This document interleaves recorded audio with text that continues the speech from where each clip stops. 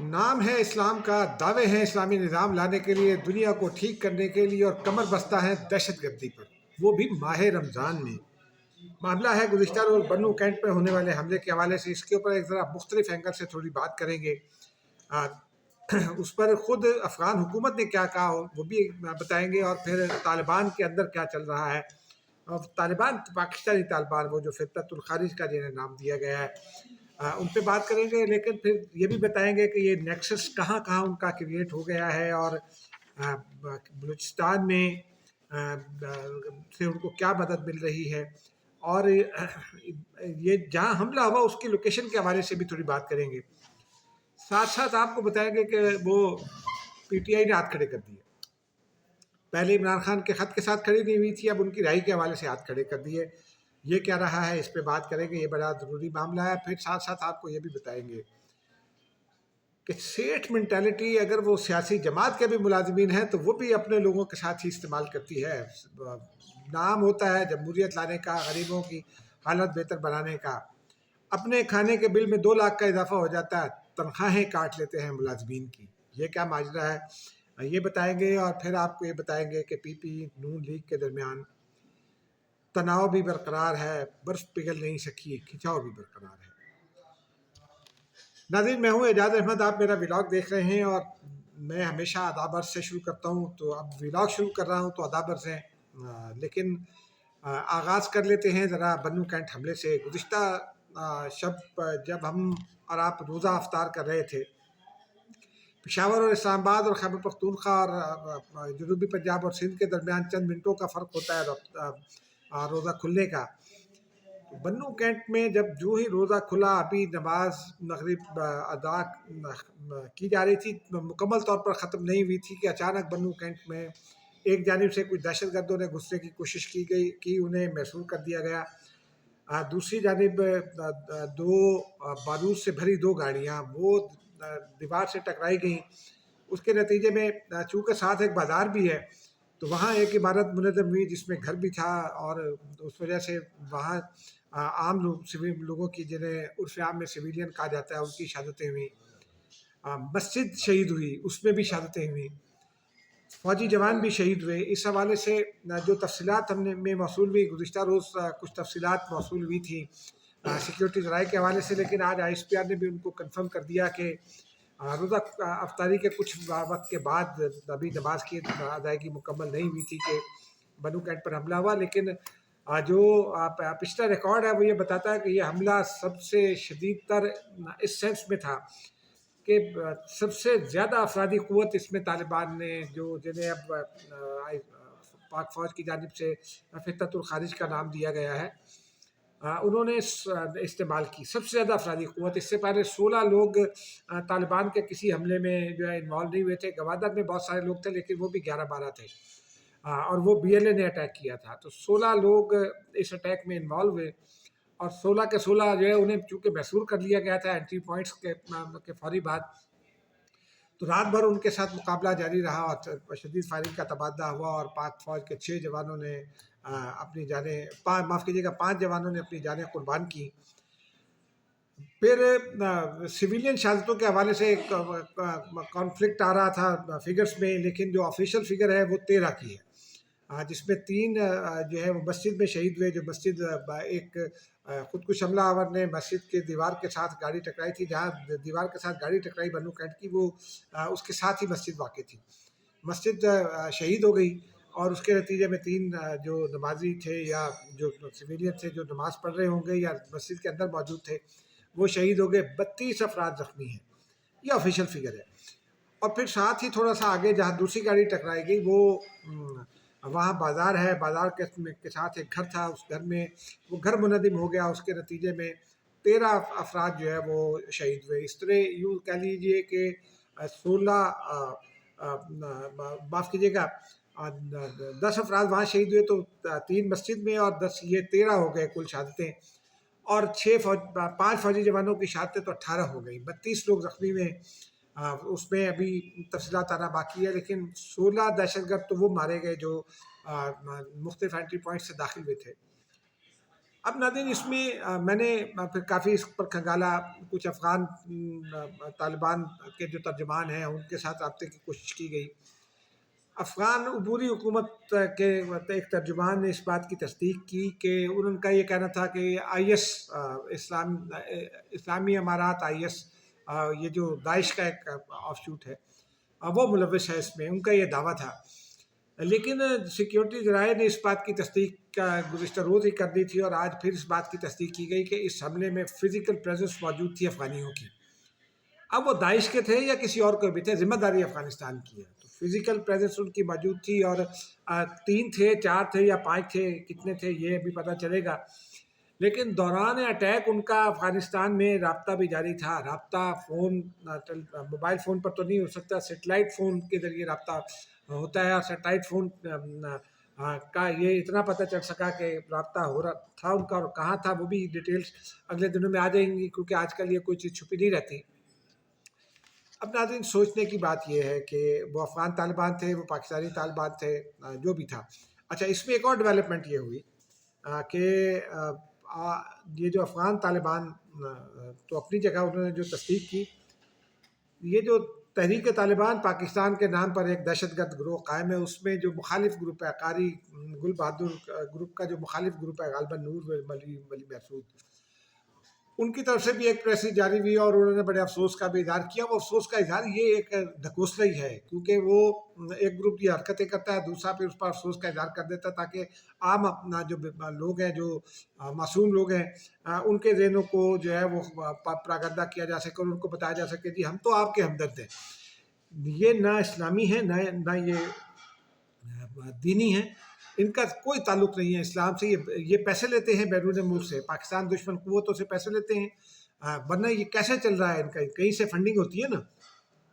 اندرون ملک تو خاصی پابندیاں چونکہ عائد ہو گئی ہیں، تو لیکن سلیپر سیلز ان کے ہوں یا جو بھی ہوں، یا جو لوگ بھی ان کے کچھ ہوں فیسیلیٹیٹرز، وہ کتنے ہو سکتے ہیں؟ بھارت سے پیسوں کے شواہد بھی موجود ہیں۔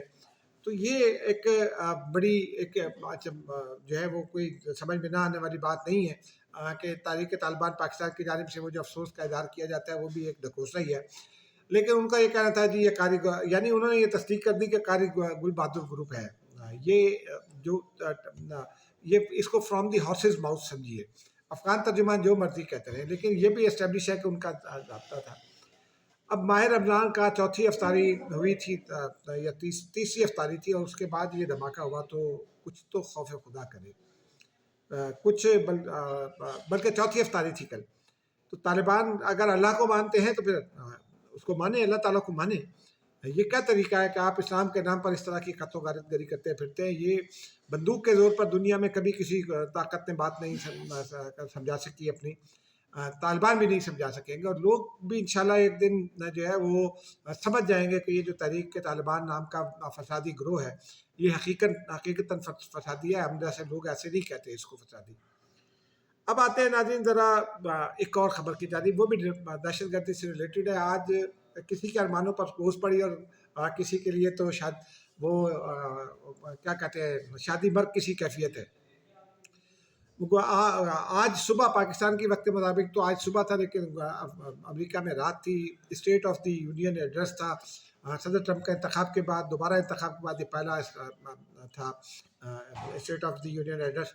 اس میں انہوں نے پاکستان کی بڑی تعریف کی، انہوں نے کہا کہ پاکستان نے بڑی دہشت گردی کے خلاف جنگ میں پاکستان کا کردار بہت اچھا ہے، اور انہوں نے حوالہ دیا 2021 میں کابل ایئرپورٹ پر اٹیک ہوا تھا جس میں 13 امریکی فوجی مارے گئے تھے۔ ان کا یہ کہنا تھا کہ 9/11 کے بعد یہ سب سے بڑا ہم پر حملہ ہے، اور یہ ہمارے دشمن نمبر 1 ہیں۔ وہ دشمن جو ہے ان کے جنہوں نے حملہ کیا تھا اس کو ماسٹر مائنڈ بھی کیا اور لیڈ بھی کیا تھا شریف اللہ نامی ایک افغان شہری نے، اس کا تعلق وہ کہتے ہیں داعش سے تھا۔ وہ پاکستان کے قریب افغان بارڈر کے پر پاکستان میں افغان بارڈر کے قریب کہیں آ چھپا تھا، اور دہشت گردی کی سرگرمیوں میں بھی ملوث بتایا گیا تھا۔ لیڈ ملی تھی امریکہ سے ہی کہ وہ پاک افغان بارڈر کے علاقے میں موجود ہے۔ پھر Pakistan intelligence, Pakistan security forces نے مختلف آپریشنز کیے اس کی تلاش کے لیے، اور بالآخر اس کو چند روز پہلے گرفتار کر لیا۔ صدر ٹرمپ نے اس کی گرفتاری کی تصدیق کر دی، اور وہ امریکہ کے حوالے بھی میری اطلاع یہ کہ ہو گیا۔ اور اس کے بعد پھر نیشنل سیکیورٹی ایڈوائزر جو ہے امریکہ کے مشیل والٹز، انہوں نے رابطہ کیا اسحاق ڈار سے، اور یہ پاکستان اور امریکہ کے درمیان صدر ٹرمپ کے دوبارہ انتخاب کے بعد پہلا اعلیٰ سطح کا رابطہ ہے۔ امریکی صدر نے تعریف کی، نیشنل سیکورٹی ایڈوائزر نے اسحاق ڈار سے رابطہ کیا جو ڈپٹی وزیر اعظم ہے اور وزیر خارجہ ہے۔ تو اب یہ اور پھر اس بات پر اتفاق کیا گیا کہ 3 شعبے تو کر لیے گئے فوری طور پر، کہ مائننگ ہے اور انرجی ہے اور تجارت ہے۔ ان میں فوری طور پر معاف کیجیے گا، تجارت نہیں، ایک اور شعبہ مجھے بھول گیا۔ تو اس میں تو فوری طور پر تعاون کو آگے بڑھایا جائے گا، جبکہ جو وسیع البنیاد ایجنڈا مذاکرات کو، اس کے تحت اب ہیلتھ ہے، موسمیاتی تبدیلیاں ہیں، تجارت ہے اور انویسٹمنٹ ہے، اس میں معاملات کو آگے بڑھایا جائے گا، تعاون کو فروغ دیا جائے گا۔ تو یہ پاکستان حکومت کے لیے تو شادی مرگ کی کیفیت ہے کہ وہ انتظار کر رہے تھے کہ امریکی صدر کا فون آئے، فون آ گیا، لیکن اللہ خیر کرے، وہ جس طرح کی معدنیات وہ انہوں نے زیلنسکی سے، جو یوکرین کے صدر ہیں، اس طرح ان سے جو ڈیمانڈ کی تھی، پاکستان سے تو ایسی ڈیمانڈ نہیں ہو سکتی، لیکن صدر ٹرمپ کا کوئی پتہ نہیں ہے، تاہم حکومت بڑی خوش ہے، بڑے بغلے بجا رہی ہے۔ شہباز شریف صاحب نے بھی صدر ٹرمپ کا شکریہ ادا کیا، اسحاق ڈار نے جواباً ایک جوابی شکریہ ادا کیا۔ انہوں نے کہا کہ جو افغانستان میں لیفٹ اوور تھا، یعنی جو اسلحہ رہ گیا تھا امریکی، وہ صدر ٹرمپ نے واپس لینے کا اعلان کیا، یہ بڑی خوشائن بات ہے۔ تو یہ لیکن اب میری بہت سارے پی ٹی آئی کے لوگوں سے بات ہوئی، تو وہ بیچارے، ان کے ارمانوں پر روس پڑ گئی ہے، وہ ان کے ہاں ٹرمپ کو گالیاں بکنے کا ٹائم بہت چاہتا ہے۔ اب اگر پی ٹی آئی کی بات شروع ہوئی ہے تو ناظرین ذرا پی ٹی آئی کی جانب سے 2 خبریں ہیں، ان پر بات کر لیتے ہیں۔ ایک خبر تو یہ ہے کہ یہ جو پی ٹی آئی ہے، یہ کچھ روز پہلے عمران خان نے خط لکھا، اور اس میں وہ جو اوپن لیٹر 3 لکھے، اس میں اس نے دھڑا دھڑ عمران خان صاحب نے آرمی چیف اور فوج پر ایک چارج شیٹ لگائی، اور یہ بھی کہا کہ فوج، میں چاہتا ہوں فوج دہشت گردی کے خلاف جنگ میں کامیاب ہو۔ پی ٹی آئی نے اس کو انڈورس ہی نہیں کیا تھا۔ پی ٹی آئی نے کہا کہ یہ بانی پی ٹی آئی کا خط ہے، پی ٹی آئی کا اس سے کوئی تعلق نہیں ہے۔ چلیے ٹھیک ہے۔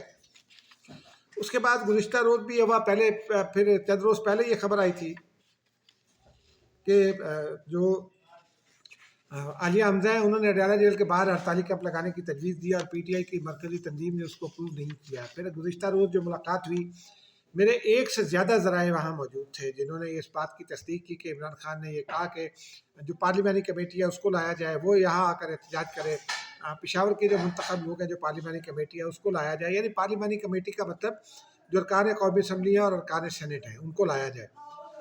تو اس پر کوئی رد عمل نہیں تھا۔ آج میرے کولیگ ہیں انہوں نے سوال کیا سلمان اکرم راجہ سے، تو سلمان اکرم راجہ نے تو بہت الٹا جواب دے دیا۔ ایک تو انہوں نے اس بات کو سرے سے انکار ہی کر دیا کہ جناب ایسا کوئی کام ہو سکتا ہے، ایسی کوئی ہدایت ہے۔ ان کا یہ کہنا تھا کہ جناب یہ، اور سلمان اکرم راجہ ہی سیکریٹری جنرل تھے جب وہ پی ٹی آئی نے خط لکھا، اس کو انہوں نے انڈورس نہیں کیا تھا، اس وقت بھی انہوں نے کہا تھا یہ بانی پی ٹی آئی کا خط ہے۔